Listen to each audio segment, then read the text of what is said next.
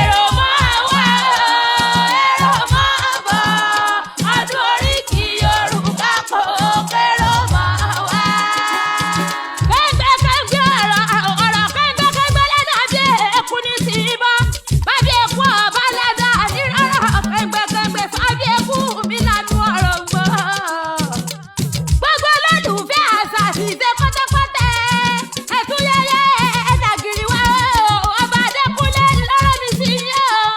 Adéògún òkun oyè Eburu lẹ́bà lọ́rọ̀ mi sí yín. wọ́n lájọ̀dún Oríkì Yorùbá dọdún 2025 Ùsùkò ẹlẹ́ẹ̀kẹfà rẹ̀ tí ó máa wáyé bàbá di ọjọ́ kejìlá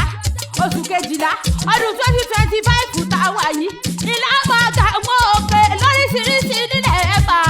níbi tí Olódùmarè parí iṣẹ́ sí bàbá wa dìrọ̀lẹ́ ọjọ́ kejìlá ilé àwọn ewé